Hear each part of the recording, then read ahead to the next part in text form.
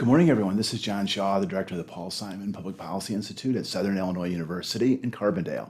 Thanks for joining another installment of our series, Understanding Our New World. And today we're delighted to be joined by one of the real rising stars in American foreign policy analysis, Elizabeth Shackelford. Lizzie is a senior fellow at the Chicago Council on Global Affairs, but she's had this wonderfully interesting and rich career. She's from Mississippi, went to undergrad at Duke, graduate school at the University of Pittsburgh. Has had a wonderful career in law, consulting, diplomacy, and now in foreign policy analysis. She's written a terrific book called The Dissent Channel, American Diplomacy in a Dishonest Age, which won a number of awards, including the Douglas Dillon Award for Diplomatic Writing, which is an award you want to win. It's just a very prestigious award, and I think very well deserving. So, Lizzie, thanks so much for joining us. Thanks for having me.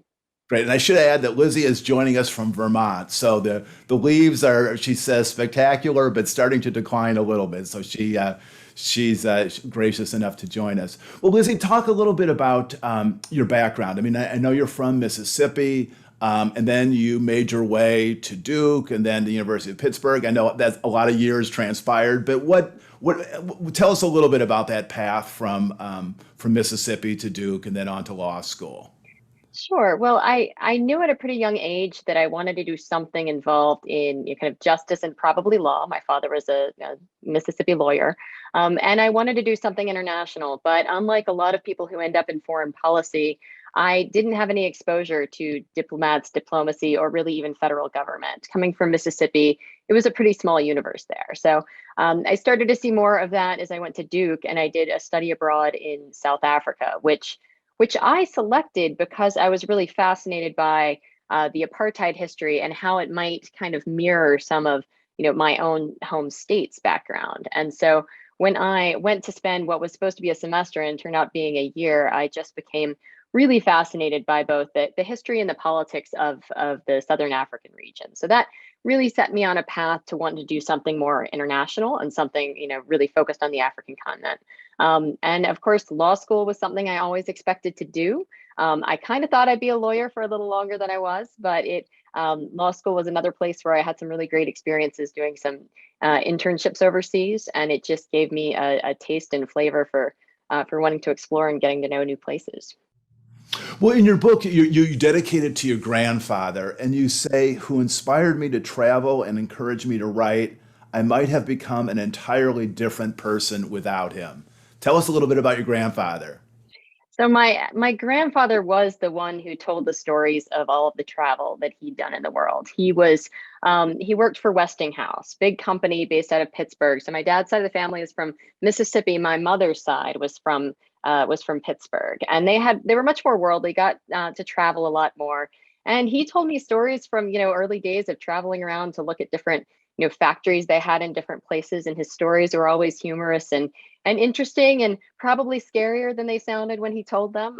When he was traveling at the time, he was burned in effigy in Spain when they were having labor strikes, or various things like that that just made me think this place is interesting, and I could go out there. But he was a storyteller, and he told stories brilliantly and intriguingly and in a way that just made you want to go out and live those experiences. And he self-published a couple of books in his retirement, mostly just because he enjoyed writing stories. And I sent him many excerpts of my book as it was coming to publish. And he passed away shortly before it published, but got to read the entire thing. Oh, great. Good. Well, so then you began a career in law with a big law firm. And then tell us a little bit about that. And then you moved into consulting. I know you were with Booz Allen, and then that sort of led to a lot of work on development. So talk a little bit about how those things connected. It's been a very varied early career stage. And I think I've probably had an opportunity to kind of dip my toe in most aspects of how one could be involved in kind of foreign affairs, and including international development, international law, and of course, diplomacy. I kind of felt like I was always on a track to law. I went to the University of Pittsburgh to be close to family, and because my uncle had gone there, and really loved the kind of smaller law school class and real close proximity to professors. And I will credit my professors, so students out there, stay close to your professors and listen to their wisdom. But it was professors who led me in kind of each of the paths that I went on next. I had a very wonderful contracts professor who told me after I spent both summers in law school in Kosovo and then Sierra Leone that maybe I should consider corporate law just to try it on for size. And he helped me land an interview with Covington and Burling, which I only spent 53 weeks there. Which is incredibly slim for a place of such prestige, but it was very formative. I learned a tremendous amount from some of the smartest people I've ever been around were at that law firm. But it was while I was there that another professor from my law school said, "Hey, I know you're interested in international development. I'm on this project at Booz Allen for USAID. They're looking for somebody to lead this legal assessment team, and I think you'd really be great." And it seemed pretty premature, but part of my professional advice to particularly young people out there is if an opportunity sounds interesting and like it can add something different to your life, take it. Don't turn things away just because they aren't part of your 5-year plan. So that led me to what was really it really directed my next few years, because in 3 years with Booz Allen on this USAID project, I got to visit and work in 21 different countries. I don't know how useful what these reports were that I was writing. We can talk about, international development and consultants who fly in and write big reports after 2 or 3 weeks. But I learned a tremendous amount, and it basically set me up for knowing really how to be a political officer for the U.S. For the State Department, because I learned how to come in, learn your surroundings, figure out how to build some trust, and get to the bottom of what's going on in short order, and how to write about it. And write kind of concisely and clearly to different audiences. So that was really great. And the other thing that it did was it exposed me to embassies. I met foreign service officers. I got to know a little bit more about the embassy culture and what foreign service officers in the State Department were doing, as opposed to USAID folks who I had exposure to before. And that really whet my appetite. So from there, I decided to apply to the Foreign Service. Well, in your book, I detect some slight, you're actually pretty direct about some skepticism about international aid, and not its intentions and aspirations, but just how it works on the ground. And I think that you actually at one point said that it was sort of your skepticism about that led you to believe that, okay, maybe this is just a kind of a lever for effective diplomacy. And then I think in the book you also refer a couple points to the USAID crowd. So talk about the culture of international aid, if you could. There's several different subcultures, in that kind of international expat foreign affairs world. Every subculture has its different acronyms, its different traditions, and the culture of USAID, the community, was certainly a little bit different from the State Department crowd. But one of the biggest differentiators is that there often is this sense with many folks inside the development community, whether they're contractors on projects or direct hires at USAID or with foreign aid agencies from other countries.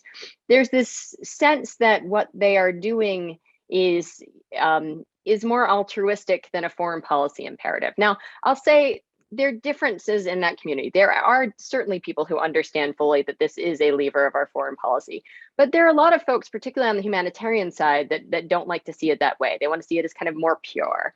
And I am of this school of thinking that everything we do overseas is part of our foreign policy. Everything feeds into it. It might do good things, and it should do good things, but we're not out there just to do good things for other people. We're out there to serve the American people's interests and needs in the world. So I'd say that's the biggest kind of cultural difference. Now, that said, you still draw people from a lot of the same backgrounds, and I know many people who could be happy on one side or the other of development or diplomacy. But I do think that kind of our priorities and our viewpoint and our lens is a little different. The most positive aspect, or the biggest I'd say kind of edge that that development has over diplomacy, though, is your ability to see concrete on the ground results. It might not be with a country, but it might be with a community of farmers somewhere. And those are the types of outcomes that are a lot harder to see in foreign policy if you're spending, 2, 3 years on the ground. So I think that's one of those things that makes it really rewarding to be in development. Well, so you entered the U.S. Foreign Service in 2010. You had a stint in Poland, and then you bid on what was for you a dream assignment in South Sudan, the capital of Juba. Um, so tell us about. I mean, it's not intuitively obvious why South Sudan might be a prime spot. I know a lot of diplomats aspire to Paris and Vienna and so forth. So what was it about Juba that compelled you? This is where, and you can kind of see this in the book, there's this distinction between me thinking that I know enough to know that diplomacy is kind of more realistic than development, but at the same time I am wildly naive about what I think we can accomplish in a place like South Sudan. So my interest was, I'd spent a lot of time in Africa. I was very interested and completely bought into the idea that the United States government was this kind of big force for good in the world, and that I could be part of that civilian army of people coming to bring great American ideals to the rest of the world. I will wholly admit to being that naive when I entered the Foreign Service. And it didn't take long to recognize that when I got to South Sudan, that this was not necessarily how the story was going to play out. But the reason South Sudan had such appeal to me was because it was the world's newest country. I had some skepticism already about development work, but my thought was, here is a small, new African country that had a tremendous amount of American political interest and public interest for a country on the continent of Africa. It didn't have really any major strategic interests for the United States, and yet there was still this big lobby and this big interest in helping South Sudan to succeed. So my thinking was, if we can get it right anywhere, we can get it right in South Sudan. We're committing a tremendous amount of resources and political will and political currency. It is a new country where the leaders are very close to the American government, and really believe that the American government has been doing great things for them. So we thought that we'd have that political buy-in that is so often the challenge in developing countries. And I just got a lot of that wrong. And I started to see that once I was on the ground, that the story and the narrative that we were telling about South Sudan and Washington, D.C. was just very different from the reality. And I should say, I mean, many people, told this story. President Obama, famously, his national security advisor and UN ambassador, Susan Rice. I was even reading Ban Ki-moon's memoir, in which he says attending the inauguration, first inaugural in 2011, was one of the proudest moments of his diplomatic career. So there was this general sense that something really new and exciting was ready to start. And yet, as you say, you arrived in 2013. It didn't take a long time for you to realize that what you call this creation story is completely, or is not accurate. It's not fully nuanced. Hmm. Hmm. Yes, I mean it was. I met people in the weeks before I went to post before I arrived in South Sudan. I did the rounds of meetings in Washington, D.C., and every once in a while, someone would kind of pull the curtain back and say, it's a success, but it's having some growing pains. And a few people were more honest about that, and they were just saying we're talking about this as a success story 2 years on. I arrived just about the time of the second anniversary of South Sudan being a country. And there was this, there was still a level of just kind of buying into this being a success. And as I learned later, some of it was wishful thinking. Some of it was just not wanting to see the facts on the ground around you. And some of it was just, we got a new country, we got a new government. We've got these formal trappings of democracy, so we can move on and claim success. But there was certainly an element of, this is going to go poorly, and this administration is going to try and get out while it's not too bad. And I think that's where things went kind of wrong. There was this understanding by some at the very top that you weren't going to be able to right this ship, but could you keep it from blowing up in the near term? And unfortunately, we couldn't do that. Well, and we should say, I mean, your job was a complicated one because you were a junior diplomat and you were both a counselor, the only counselor officer, so visas, passports, visiting people in jail, etc. and also the political officer with a real strong interest in human rights. So you basically have two full-time jobs, and you're trying to juggle both of those, and particularly the message on human rights that you became focused on was telling a story that Washington didn't really want to hear. Yeah, absolutely. And one of those things in the Foreign Service, so human rights, and we hear it all the time. President Biden has spoken about how important that is as a value of ours. But you can see how much we value human rights in the Foreign Service because every human rights officer position is a junior officer. Those positions go to the most junior people coming in. So as a first tour officer and a second tour officer, if you were in a political officer position, it's very likely that you will have this portfolio. So this was my portfolio there. I had the portfolio in Poland as well for my first tour.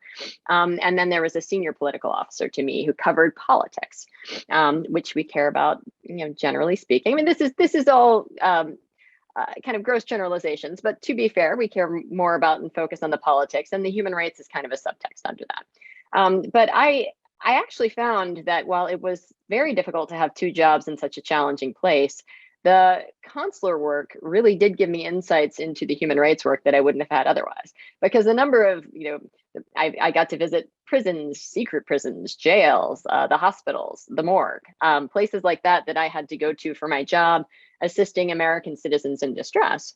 I got to see firsthand what the conditions were in some of these places and talk to people who've experienced it in a way that didn't get the government's suspicions up as much as it would if I were a political officer coming to investigate these situations. So that was an interesting parallel. But yes, from the start, I saw things. I mean, I came in really hoping to see things in a positive light. I was predisposed to see the best in it.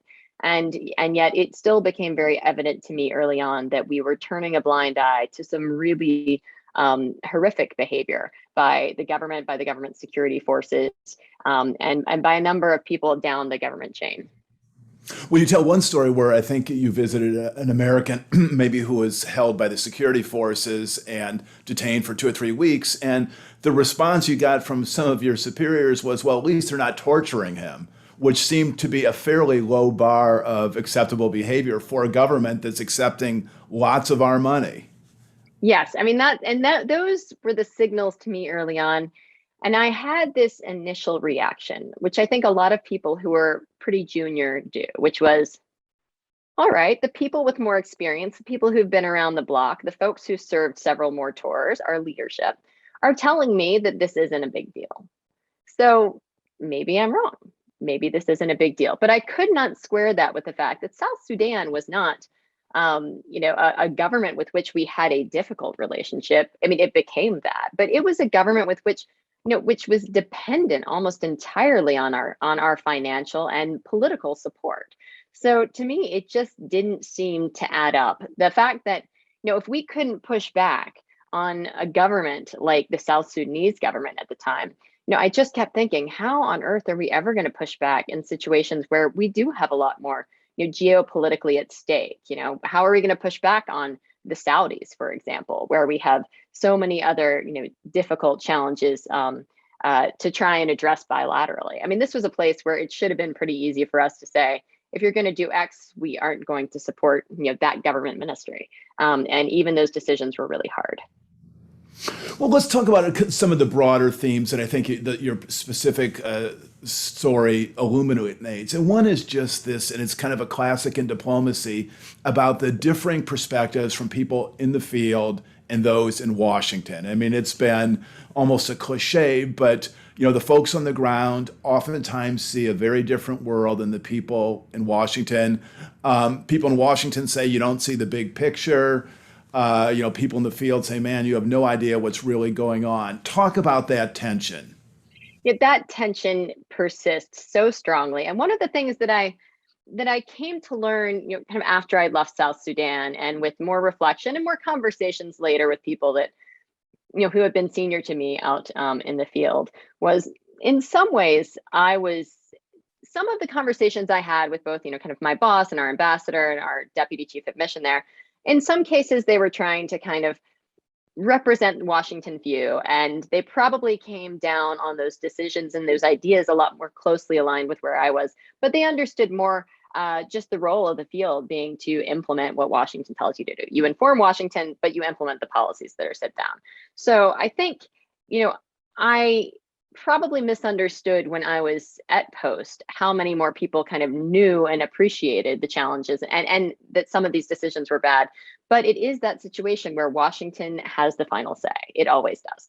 I've also come to appreciate more since then that there are a number of other challenges that when you are in this country, you are not necessarily looking at the chess game that involves not just South Sudan, but Uganda, Ethiopia, Kenya, our relationships with all of them, our relationship with Khartoum.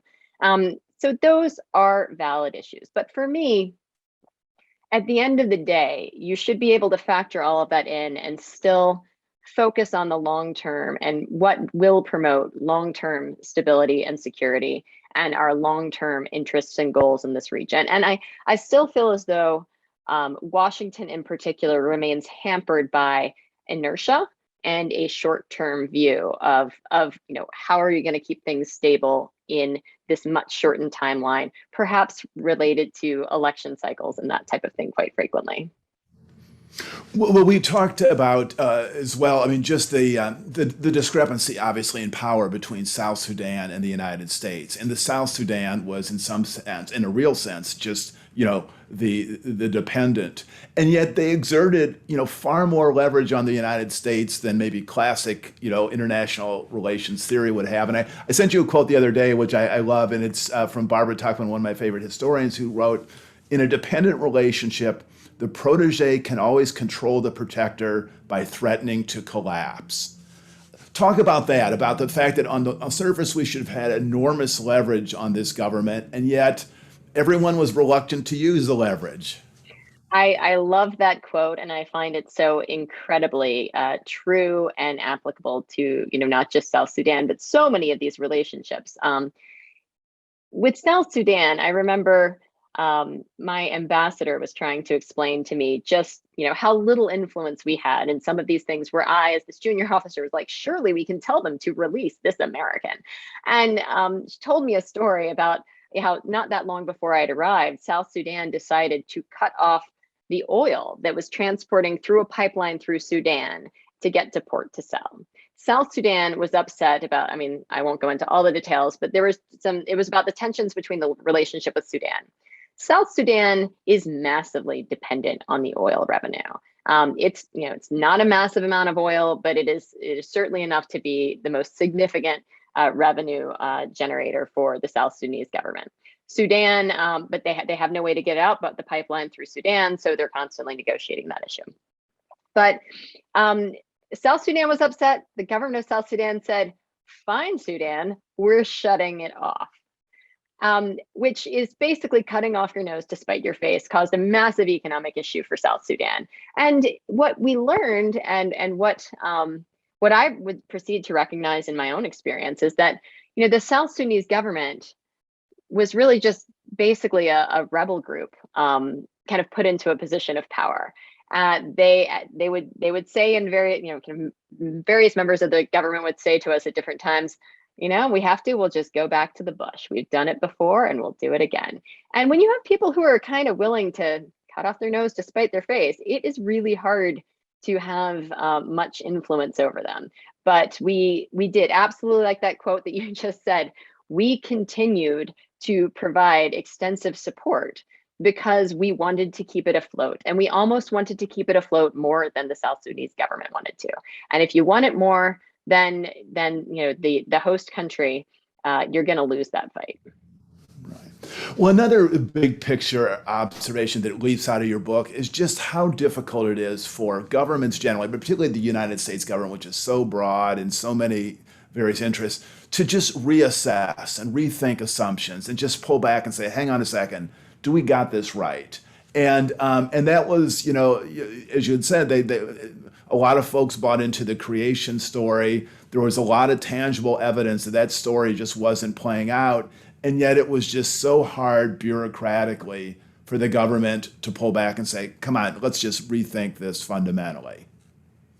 Yeah, inertia is the most powerful part of all of our foreign policy. Changing what we are doing is very hard. Changing our relationship with another government is very hard, and changing that story that we basically base our foreign policy relationship on, and that, for me, I think, is something that we need to change culturally with our foreign policy.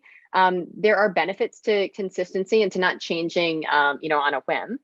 We see that in all elements of our government, and certainly during the Trump years, we saw what some of the damage can be if somebody kind of throws aside the playbook and just decides to make other decisions.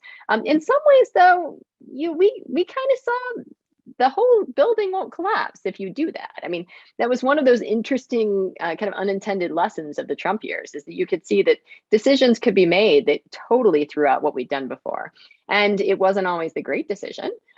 Some of them were very poor, but at the same time, it didn't ruin our relationships entirely. It didn't undermine our ability to have influence. So I think, my hope is that now there is both a greater interest in reassessing some of our relationships. And you look at what's happened right now with us leaving Afghanistan. I mean, that's a classic case of our inability to change course. The problem is we've learned these lessons before. We don't seem to internalize them. So, I think Afghanistan is going to be a big test whether or not we kind of can apply the lessons from that moving forward. But a big part of that is the culture, the kind of combined cultures, or kind of the neighboring cultures of both the State Department and your kind of career personnel, who kind of tend to stay the course, build relationships, and kind of continue doing what they're doing based on what they've done in the past. And then this other side, which is the political influence that we have in our foreign policy. Leadership on foreign policy is largely political, and they're largely looking on kind of 4-year or even 2-year life cycles. So that has a limiting factor too, because if you're not going to be able to see the benefit of changing this policy before that next election, it's often going to get harder before it gets better. And that tends to reduce the interest in trying to do the hard work of changing those relationships. So I think it's a combination of folks who are there persisting with the leadership involved, often just not wanting to rock the boat. I think that if we relied more on particularly less politicization of our ambassadorships and some high level positions, I think that we would have people who could look at an 5-year, 6-year timeline and say, this is going to be a hard shift. But if we start trying to use our tools to change this relationship, maybe in a few years, we will see some improvements. But you have to have a long-term view to get over that inertia. And one of the figures that looms large in your book, and maybe tells a broader story, is Susan Rice, who is very close to President Obama. She was his UN ambassador, then his national security advisor, almost as Secretary of State. And she was, I think, there at the inaugural day in South Sudan, believed very strongly that we needed to be with the South Sudanese government, resisted all attempts to change policy. I think at one point Samantha Power tried to put together a sanctions package in the UN Security Council, and Susan Rice killed it. Talk about how a person, well-meaning, I'm certain, but just can play such a large role in American foreign policy. Well, so much about diplomacy is about relationships, and that works in good ways and in bad ways, right? It's a necessary way in order to have influence in other countries, to build those relationships and to build trust. But it can have some kind of unintended consequences. And I feel as though what we saw with Susan Rice, particularly, particularly in this East African region, was just a real, it was a combination of relationships and inertia. She developed relationships early on with a group of these kind of, at the time, they were young and up and coming African leaders. Those young and up and coming African leaders, 15, 20, more than that years ago, are now still in place. They are no longer young and up and coming. They are not going anywhere. But over many years, you could start to see this, the shifts and the in how they were engaging with their societies. A number of these were presidents of Rwanda, Uganda, Kenya, Ethiopia, and of course with South Sudan. But this inability to use those relationships to push back harder which is really what we should be using those relationships for, really hindered our ability on the ground to do much. And it created this kind of learned behavior that, we're going to wait, we're going to shake our finger about human rights abuses, but we're not really going to do anything about it. And we're going to continue to support the government in power. There are two big things that I think drove this. One is there is this kind of natural default amongst states to put your faith and your support and to give the benefit of the doubt to the leader of that state, particularly if you have a sense that they are legitimate. And in all of these cases, in the early stages, a lot of these were kind of leaders who came out of the independence movements. You had we gave them the benefit of the doubt. Now, inertia meant that we gave them the benefit of the doubt long after they basically had proven that they did not deserve the benefit of the doubt. But the other thing at play, in addition to this kind of bias to support state leadership, we had this security bias. And a lot of these leaders, particularly that Susan Rice had supported for so long and so vehemently, they were really military leaders in the region. Most of them were actual military leaders in the countries that they led and had led their countries to independence or to overthrow an oppressive power before. And we relied on them for things like counterterrorism activities in Somalia, all of these countries in the region. So bring that back to South Sudan, you had this commitment to Salva Kiir, who was the first president of South Sudan, who to this day has never been elected as the president of South Sudan. But he was also supported by Museveni in Uganda. And Museveni in Uganda was another close ally of Susan Rice's. So you had this network and this commitment that we had made, largely driven by Susan Rice, to these leaders in Africa. And we continued to support them because they continued to support our security impairments in the region. So much of that really was driven by Susan Rice. And I do wonder how differently the outcome might have been or when it might have changed had she not been a player. But I will wrap this comment up by saying it's unclear it might have been that different, because we're watching the war unraveling Ethiopia right now. And Abiy Ahmed, who is the prime minister now, was another character who came in only a few years ago. And we had total loyalty to the prior government. But when Abiy came in, we switched that over to Abiy and similarly turned a blind eye to his activities early on in his reign. And he has now, is pursuing a scorched earth tactic in the war in Ethiopia. So maybe it's just more that tendency to default to the state leaders. Well, let's talk a little bit about the dissent channel as a mechanism, which was created in 1971, I think, by the State Department to allow diplomats who object to U.S. policy to have a forum to explain their views and lay out their criticisms. On paper, sounds like this wonderfully noble, uplifting approach to improving policy and improving institutions. But as you write in the book, it's also kind of a surprisingly ineffective in the sense that it's a narrow channel, it's very secure, and it really doesn't allow someone to spur a broader debate in the foreign policy community. So talk about the dissent channel, and then particularly how you used it to express your concerns about South Sudan.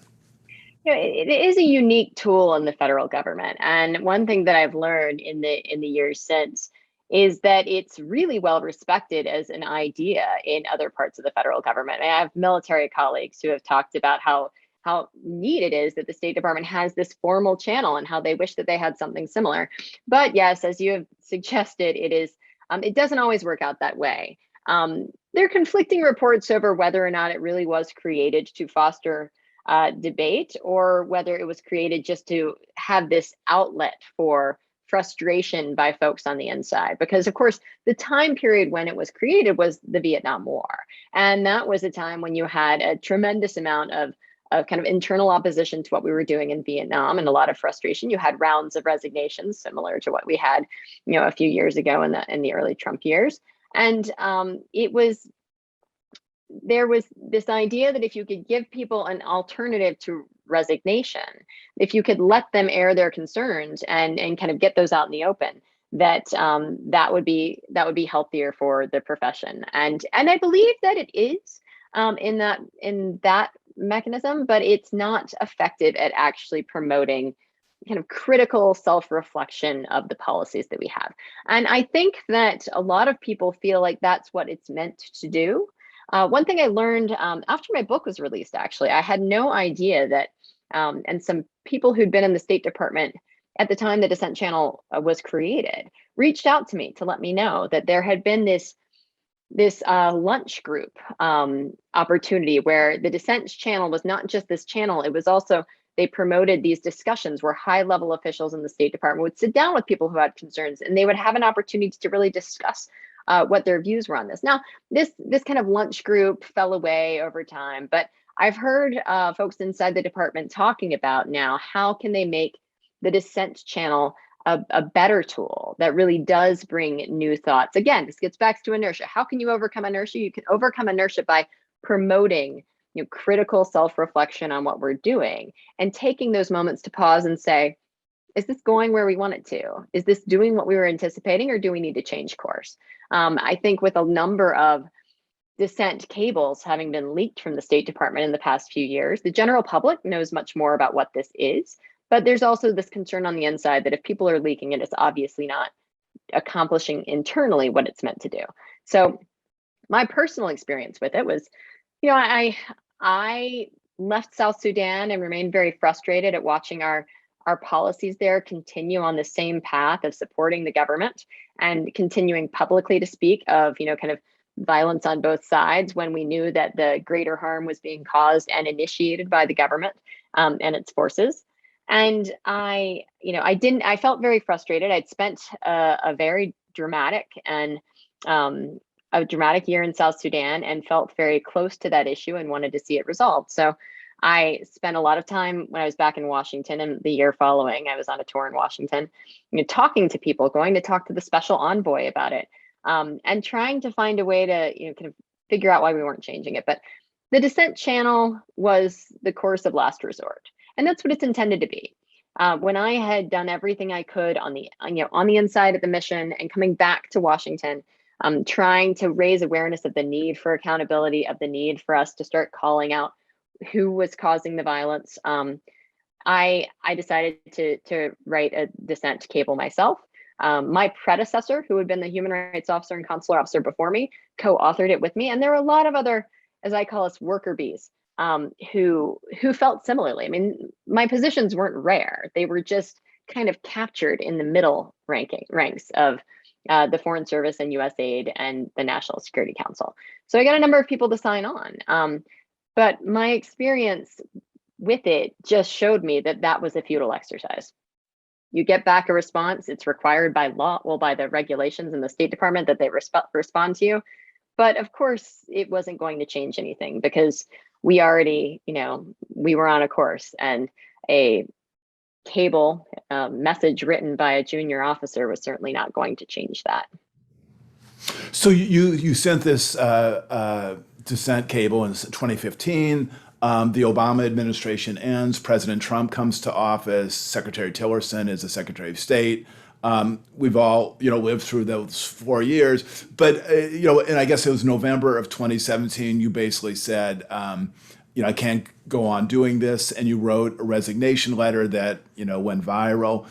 Tell us about just the decision to resign versus one of your chapters is called, I think, Diplomacy is a Long Game. So just that tension between, okay, this is hard, but they're not going to be here forever. And should I try to ride it out until 2020 and then maybe a new group will be in town? Talk about that internal debate you had.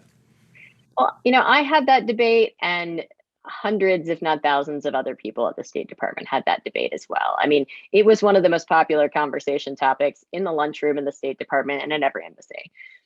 I thought about it for months. And for me, I decided pretty early on that when I woke up one day and felt that I could no longer be certain that I was doing more good than harm in the position I was in, that was the time when I needed to go. And that was different for everybody. Had I not been assigned to our mission in Somalia and working out of a bunker in Mogadishu, at a place where our use of drone strikes was ratcheting up, and the oversight over those was being just taken away. I probably, there's a good chance that I would have stuck it out because I didn't leave because I disagreed with policy. I disagreed with policy during the Obama years as well. Under the prior years, though, even as frustrated as I was in South Sudan, I felt as though we all had the same goal. I recognized that it was possible that my views on how we reach that goal may or may not be correct.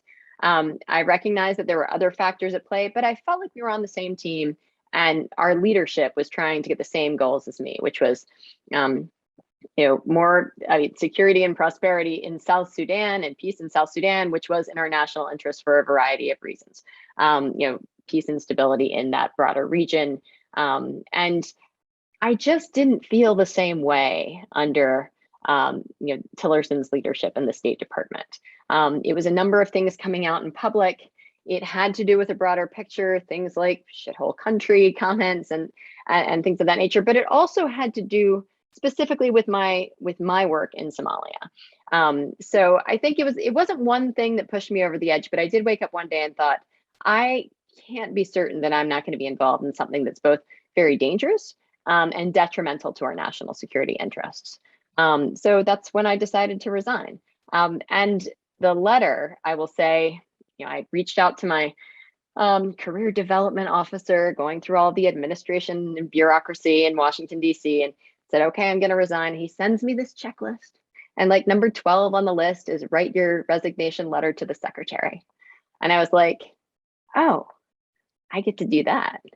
And they give you a template, and the template says like, I'm so honored to have served. Yeah, that's not what my letter said. But it seemed to me like a great opportunity to, to put out there why I was leaving, to say things that a lot of people were already saying on the inside, but didn't feel like they were in a position to say to leadership. And ultimately, I made the decision to say it publicly. Well, I mean, the letter, as I said, went viral. Was that intentional, or if so, you can have a great career in public relations because few letters get as much attention as that did. How did that happen? I wish I could say it were by design. By then, I would have figured out how to make things go viral. There's like some mystery factor there. I knew, I was talking a lot with friends in Nairobi about my decision, and a lot of other.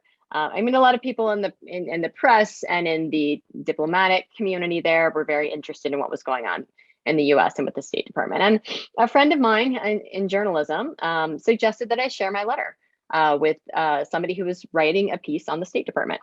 And I thought this was just part of a bigger story on the State Department. I was not aware that it was going to be a story specifically about me.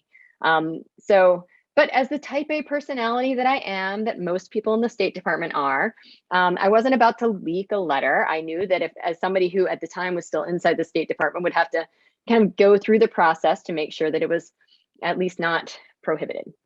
So, but luckily, because the Trump administration did such a poor job staffing, the office that clears letters or any kind of publications that anybody inside the State Department wants to release to the public was just, I don't know, understaffed. They just never responded to my request that they clear this letter, which under the Foreign Affairs Manual regulations meant that I was free to release it as long as it didn't include any classified information.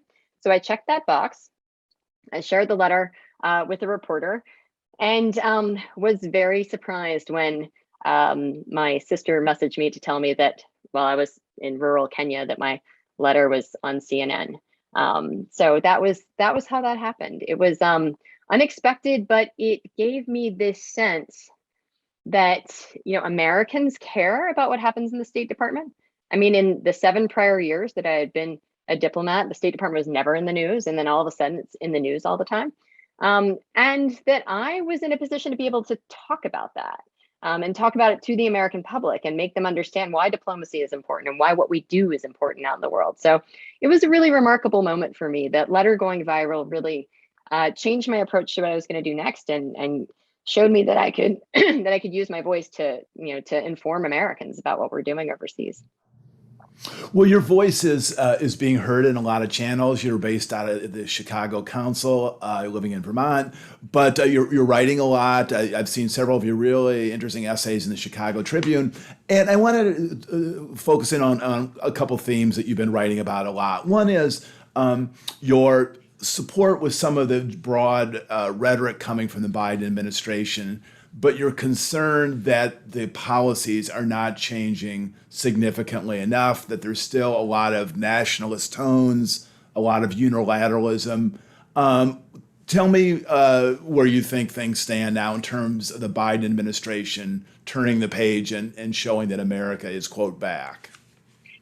I was very pleased with the sentiments in President Biden's speech at the UN General Assembly, which in a nutshell was, America's going to lead, but we're going to lead with others. We're going to lead with diplomacy. We cannot solve the biggest challenges that our country faces alone. They're global problems. They're transnational problems, and we need to work together on that. So I love that approach. I think it's very important, and I really appreciate the administration's attempts to bring foreign policy closer to the American people. This concept that they've put forward, this foreign policy for the middle class, or now they're saying foreign policy for America, the idea that our foreign policy has been kind of an elitist game for a long time that hasn't really considered the impact on normal Americans, to me really resonates, because when I left the Foreign Service, I felt as though Americans didn't understand why we do what we do overseas, and they didn't feel like it connected to their lives or benefited them. So both of these sentiments I strongly support. But if you've been watching the Biden administration over the past, like 8-9 months, there hasn't been a great matchup between what they've been saying and what they've been doing. Part of this, I think, is it's the nature of the game. It's a very hard year. You can walk and chew gum at the same time, but I mean, addressing COVID and some of our domestic issues is tremendous.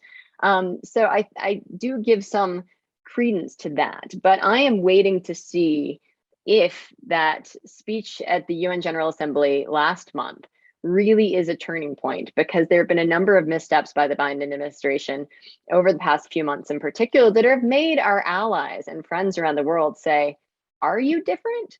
Are you joining the table again, or are you going to just do what America wants and hope the rest of us come along? So I think the jury's still out on that. I think the Biden administration, wants to work with partners, but as we saw with, there's been a lot of criticism from partners from, let's say, the withdrawal from Afghanistan.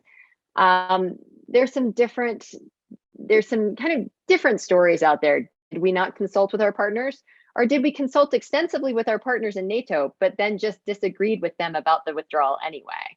And that's not the same thing as not consulting with our friends and allies. So I just think that we need to closely watch what the Biden administration does with our partners around the world and see if we live up to the rhetoric that has been really common in the speeches. I'm hopeful, but I think that they've still got some proving to do, that we really are not in an America First era anymore. Well, you mentioned Afghanistan. You wrote a really powerful essay in Politico about the Afghan withdrawal and likened it to experience that you described very vividly in your book, in which you were at ground zero with a major evacuation from Juba. And it's utterly riveting how you help put together flight lists. I think 19 flights, 11 or 1,200 people, but just life and death decisions. People are coming up and saying, my family is, wants to be on the plane. It's like, who is your family? That sort of thing. So tell us a little bit. I mean, and I think you basically said, from my own, I'm going to read a sentence from your essay. You said, from my own personal experience running an evacuation in a war zone, I can attest that it was never going to look good. These evacuations are always ugly. There is no graceful way to flee a country at war. Talk about how Afghanistan resonated with you, given your own personal experience. So I'll start by saying, as in the lead up to the evacuation in Afghanistan, and as that was going down, I mean, I come from a foreign policy community where I would say half or more than half of the State Department, military, and development professionals that I know have at some point in the last 20 years served in Afghanistan. So to start with, I was watching this happen, and it was horrifying. It is always going to be ugly, and people are always going to get hurt. But I was watching this a bit from a distance because I never served in Afghanistan. So I didn't want to stand up and be one of the many pundits out there criticizing what was happening without knowing what was happening on the ground. But night after night, I kept thinking back to, there's so many people, so many journalists who were invested in Afghanistan who were very quick to throw stones about how it went down. And people across the political spectrum who were, very critical of how the evacuation was run. And all I could think was, I know from experience that things don't go smoothly, that, you're trying to act in a war. Now, I can't tell you if there were things we could have done that would have changed. I'm sure that would have changed things on the margins. We could have started some evacuations earlier, but there are a number of reasons that I, list out in that Politico article that just make it really hard to make the ultimate end game different. And I think, I thought that was an important perspective to put out there for the people who were looking on horrified. And I just wanted to make it clear that, yes, this is not attractive. But for me, President Biden made a hard decision. There would have been no political cost to staying in Afghanistan another 6 months, another year, another 4 years. People expected it. We would have had to double down. We would have had to bring in more troops because the Taliban was already gaining ground even before the agreement a couple of years ago. But people were expecting that. Being the one holding the bag when everything falls apart like that. Somebody has to do it or we'll be there forever. And I think that it was a brave move to do it. And so my small contribution was just to say, you guys are focused on this part. This part was going to be ugly. Let's focus on something different, and let's give them a break for something that was never going to go effectively. And also a shout out to the people who were on the ground making those life and death decisions, because they're going to have to live with this. Right. Well, Lizzie, you have, in addition to kind of writing about the issues of the day, I have been part of a kind of a broader foreign policy debate. There's a school of foreign policy that's being written a lot about in foreign policy journals called the Restraint School. As we talked about earlier, it's a very, very broad tent with a lot of disparate elements in it. Tell us about how you see this movement for restraint and what kind of contribution you want to make to the discussion. So I came to the restraint approach as a practitioner. I never studied these different approaches, even in a master's program. I wasn't in the think tank kind of circles in DC that were debating it. I was a practitioner for my entire time in foreign policy. I was mostly out in the field. So for me, I came to it very much as a practitioner who was watching in the ground over several years how the security focus and the military focus have just dominated and sucked all of the oxygen out of the room for all of our foreign policy decisions.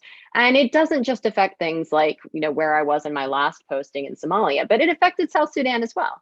We were hamstrung from making better decisions on South Sudan because we were so committed to propping up other regional efforts to do counterterrorism in Somalia. I mean, that doesn't seem like it's connected, but what we were willing to press Uganda to do or Ethiopia to do was limited by our higher focus on this counterterrorism effort in Somalia. So I came out of the Foreign Service and kind of returned to civilian life thinking we need the military not to dominate our approach to the world. And I went back to Washington after I resigned, kind of not sure what I was going to do next. And I did the kind of think tank cycle. My letter had gone out there, so just about anybody was happy to meet with me. And I found that there were just no new ideas. Most people were sitting around thinking, how do we just wait it out until the Trump administration is gone and we can bring back in kind of foreign policy and multilateral engagement?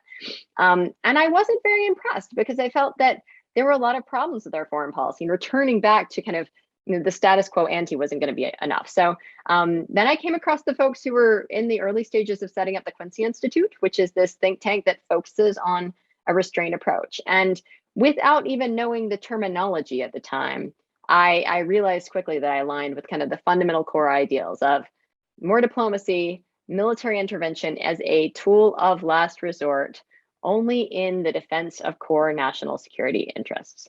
And I fundamentally agree with that, with that concept. As you say, it's a big tent. There are people all the way across it, from kind of the very realist restraint side to the kind of more progressive restraint side, which is, we still need to pursue things like human rights and democracy, but we need to do it without guns. And I see myself more on that side. I think that we can do a lot with our soft power tools. And our soft power tools are far less likely to accidentally kill the wrong people. Well, as you look forward to the coming years, is there another book you're contemplating, or are you trying? How do you want to contribute to this debate? I mean, the Chicago Council is a great platform, of course. What do you see ahead? So my big interest, in addition to kind of educating people on what our military does and what the unintended consequences are, and this largely comes out of my experience in Somalia, but in other places as well. I'm really focused on educating the American public about what we're doing around the world and why they should care about it. Because I feel as though our foreign policy really is stuck in a rut. It's not shifting, and there is a need to get other voices involved and to get other people involved in that conversation. So I've been really committed to speaking to different groups outside the Washington Beltway and outside the foreign policy establishment to try and generate more broad interest in it. That's one of the reasons that I wrote my book. With the Chicago Council, I've been really focused on the Midwestern audience, and that's been really rewarding for me. In terms of another book, I love the medium. I love writing. I do want to write another book. Little challenges, people don't always read books, so it might not be the best opportunity, the best method through which to change minds and influence people, but I am committed to putting more of that. And like my book, The Dissent Channel, what I write, I want to be accessible to a broad audience. You don't have to know foreign policy history or how we work in the world to be able to pick it up and get a story and hopefully take away some increased interest in what we're doing in the world. Well, finally, I wonder if you could tell us a little bit about how you like to relax when you're not worried about restraint and human rights and other things. I mean, you obviously got off the grid a little bit by moving to Vermont, which is one of the most beautiful places on the planet, for my reckoning. But tell us a little bit about how you like to relax, unwind, and enjoy being in a really beautiful place. One of the best parts, I will start by saying I do miss the foreign service. I miss that service element of what I was doing before. But one of the things that I don't miss is that when you are in the foreign service, it is your entire life 24/7.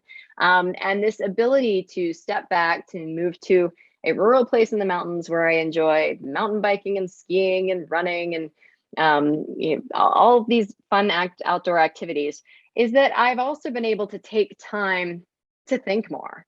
When you're a diplomat, on the front lines in difficult conflict zones, you're reactive to a lot, and you're constantly, putting out fires or trying to make sure that, X bilateral issue with this country doesn't end up on the front page of the Washington Post. So much of what we do in diplomacy is about keeping things out of the news. I didn't have as much time to reflect. So it's been really wonderful to have the time to write and to think and to reflect and to kind of spend more time diving into some of these issues that piqued my interest while I was in the inside. But I never had a chance to sit down and write a chapter on any of these subjects while I was in the State Department. So hopefully I will continue to be able to both play outdoors and think big thoughts and put them down on paper. Boy, it sounds like a noble aspiration. Enjoy the outdoors and think big thoughts. That will be. We will continue to follow your work. That will be great. And Lizzie, I don't know how often you get to Chicago. I'm sure periodically for the council. So in a future trip, when circumstances allow, we'd love to coax you all the way down to the bottom of the state and join us and meet with students and the people here in the community and just explain, why foreign policy is important to their lives, because that's the message that, during this kind of deeply polarized time does not always get through. Absolutely. Please count on it. I feel as though the Midwest is my new target audience. It's like I've gone to a new assignment and I've got to get out there and meet the people and learn it as well. So I'm excited to get more travel once that becomes a thing we're able to do more of. Perfect. Well, thank you so much for your time. Thank you, John. I appreciate it. Great. And thanks to all you for watching another edition of our series, Understanding Our New World. We'll have a video of this conversation on our website tomorrow. Please look at it and show it to family and friends. I also strongly encourage you to track down Lizzie's book, The Dissent Channel. It's a wonderful, interesting read, wonderfully put together by great stories and also big picture analysis. So it is definitely something that all of you should read. So thanks so much, and thank you for keeping the memory of Paul Simon alive and well. Thanks so much.